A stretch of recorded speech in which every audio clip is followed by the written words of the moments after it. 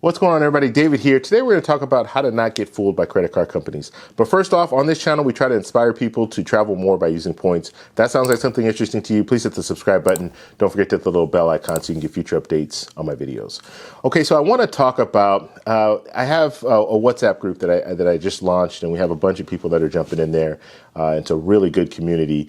And there were a few people that posted these emails that they were getting from Chase, and Chase was basically sending them an email saying that your interest rate is whatever the interest rate was, and then we're going to reduce the interest rate down to like, they'll cut it in half, like 50%. So let's say if it was 18% interest, which travel credit cards are generally pretty high. So let's say it was 18%, they were going to drop it down to like 9%. And even in one case, it was dropped down to like, I think 4.99% or something like that.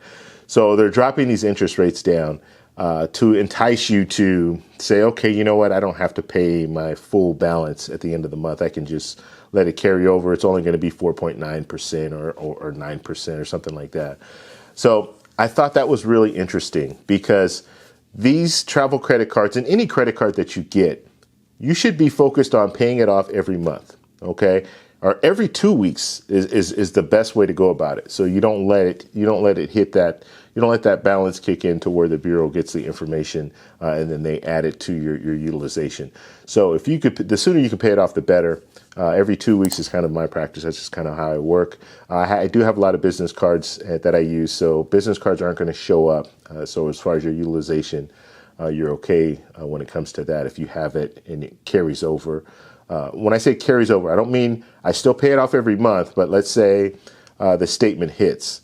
So let's say I spend $2,000, the statement hits. So now it's reported to the credit bureaus, and then they'll adjust your utilization, which in turn can lower your credit score. So business cards, they don't react that way.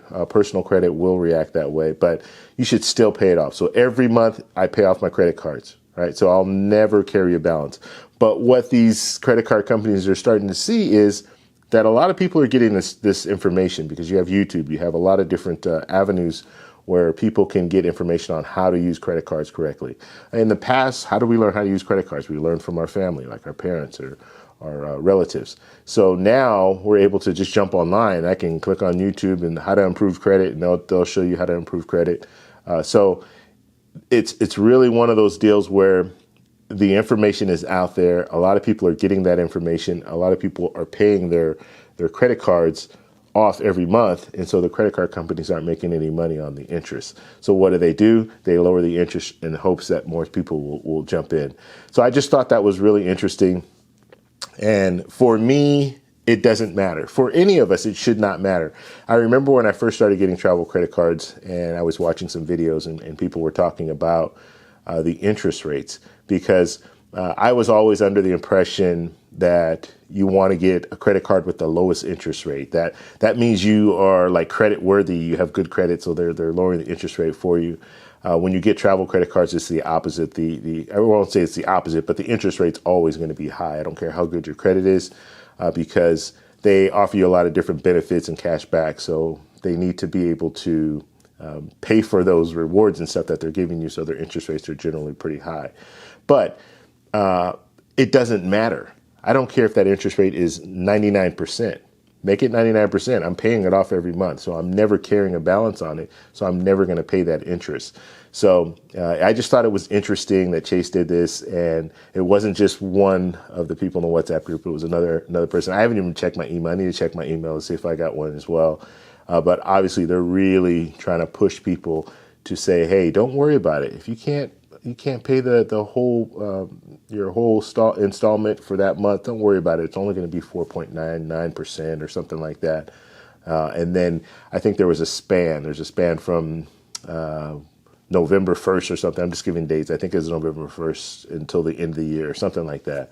So, or September 1st to the end of the year. So I think it's interesting how they're trying to really maneuver and kind of entice people into not paying their credit card every month. But the best practice, always pay it every month. If you're getting travel credit cards, do not get a travel credit card and think that you're going to carry it over from month to month. Because if you do, you're not, there's no reason to get the travel credit card, because you're going to get these rewards and then you're just going to be paying it off in interest because you're not paying your credit card off. So make sure you don't do that. I'd love to know what you guys think though, so please post it down in the comments below. If you like this video, please give me a thumbs up. Please subscribe for more, and I'll talk to you in the next one. Bye.